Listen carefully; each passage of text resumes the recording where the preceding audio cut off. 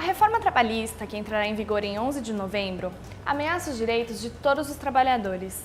Dentre os grupos afetados, o LGBT é um dos mais atingidos com as alterações da CLT. Para falar sobre o assunto, convidamos o Dr. Lucas Bulgarelli, que é coordenador do Grupo de Trabalho em Diversidade e Direito do Crivelle Advogados e Associados. Olá, Dr. Lucas, obrigada pela presença. Obrigado. Por que falar sobre direitos LGBT hoje em dia? Bom, a gente tem vivido um contexto de golpe atualmente que tem feito com que diversos setores, na verdade, tenham seus direitos hoje em dia ameaçados, né?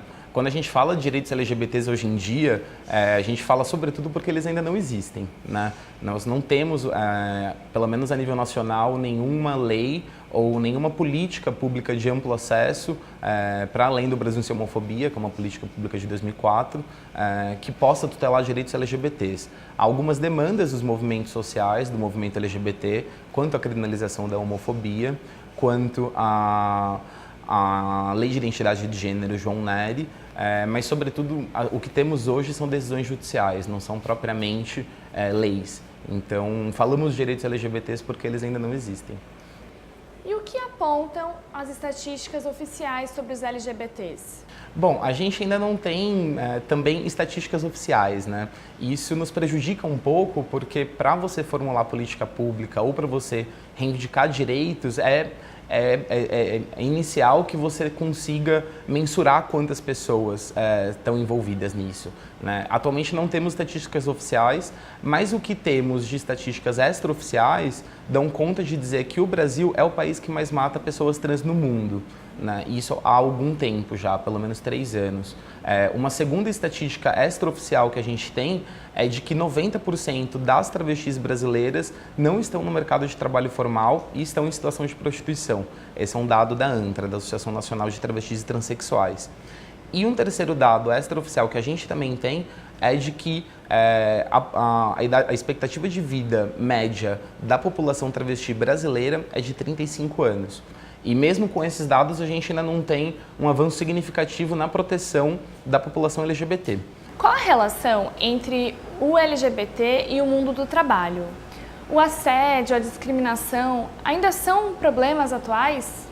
A gente tem visto hoje em dia, eu tenho assessorado a Contraf CUT com a Mesa de Igualdade de Oportunidades, que tem sido uma experiência também importante para o movimento sindical para poder avaliar, primeiro, as consequências da reforma trabalhista em diversos grupos, dentre eles o LGBT, mas também para poder mensurar que ainda há discriminação no local de trabalho e ainda há uma série de ações que são ações judiciais que são realizadas por conta de discriminação no local de trabalho. Então, sim, temos um problema com discriminação e temos um problema, quando falamos de LGBTs e trabalhadores, estamos falando de uma população que tem na sua maior vulnerabilidade a exposição ou a impossibilidade de ser quem a pessoa é. Então, o que a gente tem acompanhado por meio da mesa de negociação é que ainda resultam casos que chegam aos sindicatos, que chegam à Contraf, de pessoas que preferem não se assumir no local de trabalho por não se sentirem à vontade e que preferem, então, manter uma segunda vida, mantendo muitas vezes até um segundo perfil nas mídias sociais, para que não seja reconhecido. Se a pessoa é reconhecida quanto à sua orientação sexual ou identidade de gênero, é muito capaz que ela possa ser demitida e aí sim ela vai cair no subemprego ou numa precarização. E daí temos esses dados que confirmam que a população LGBT, quando se assume LGBT, acaba acaba caindo, de fato, acaba sofrendo risco de demissão, acaba sendo prejudicada no local de trabalho e pode acabar caindo na terceirização ou na precarização. Você pode nos dar algum exemplo sobre casos de discriminação no trabalho? A gente acompanhou recentemente nos bancos 2 casos que chamaram muito a atenção da opinião pública. O primeiro foi com um gerente de um banco que postou nas mídias sociais um vídeo com o namorado dele e que foi logo depois demitido pelo banco. Houve uma discussão acerca desse caso, se seria discriminação ou se a demissão não teria a ver com discriminação, mas o caso acabou se popularizando nas redes e acabou também criando uma campanha em cima disso, para que as pessoas fossem à página do banco, fizessem sua contestação, fizessem sua reclamação política em relação a isso. Foi um caso que reverberou bastante e que o Sindicato dos Bancários de São Paulo e a Contraf tiveram uma atuação também em relação a esse caso. Recentemente aconteceu também uma exposição fomentada por um banco em Porto Alegre, que tinha a ver com diversidade, direitos LGBTs, e a exposição teve uma série de reclamações envolvendo grupos liberais, alguns grupos também fundamentalistas religiosos, de forma que o banco acabou suspendendo a exposição e isso também acabou gerando uma polêmica nas mídias sociais, primeiro porque o banco acaba se posicionando contrário à exposição de certa forma, o que vai de encontro aos objetivos de empresas que buscam parcerias para poder fomentar a diversidade, mas também mostra a pouca aceitação ainda na sociedade de certos temas que são considerados tabus envolvendo gênero e sexualidade e que também respingam muitas vezes no preconceito que a população LGBT acaba sofrendo. Como que o movimento sindical pode atuar para garantir os direitos do LGBT? A gente tem visto ainda hoje alguns casos, principalmente no movimento sindical bancário, situações que envolvem discriminações LGBTs e a atuação do sindicato tem sido hoje também muito mais profícua porque também vem acompanhada de um processo mais amplo de conscientização de suas bases sindicais.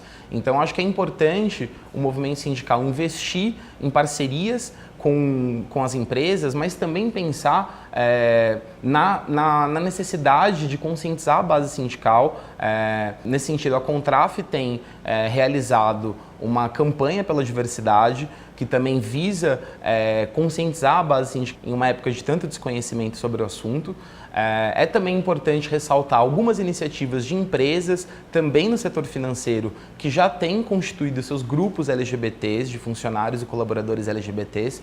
Isso também acaba sendo uma oportunidade para os sindicatos de também atuarem conjuntamente com os trabalhadores LGBTs por meio da formação desses grupos, mas principalmente entender que vivemos atualmente um momento que afeta os trabalhadores em sua completude e os LGBTs acabam sendo um dos grupos mais afetados, sem dúvidas. Obrigada, Dr. Lucas, pela participação. Você gostaria de falar algo mais sobre o tema? Eu acho que é interessante, para finalizar, falar sobre a importância da diversidade hoje em dia, não apenas no local de trabalho, mas como um valor de uma sociedade democrática, sobretudo num contexto de uma ascensão conservadora que tem reavaliado, que tem atacado alguns grupos envolvendo o LGBT, mas sobretudo falar também de que hoje em dia o movimento LGBT já não tem mais achado tolerável ações tanto de empresas quanto das gestões públicas, também de políticos que envolvam intolerância, que envolvam discriminação. Então, é visível que a sociedade, por um lado, ainda carrega estigmas duros envolvendo preconceitos, envolvendo discriminações, mas que, por outro lado, também já não tem mais aceito com que determinados preconceitos passem desapercebidos. Então, é dever das empresas, é dever dos sindicatos, é dever da sociedade como um todo se atentar para o que tem acontecido sobre gênero e sexualidade. Não é um caminho sem volta, então a gente continuaremos lutando. Então, esses cruzamentos dessas lutas acabam sendo importantes também na hora de consolidar direitos LGBTs e de combater uma ascensão conservadora mais ampla, né?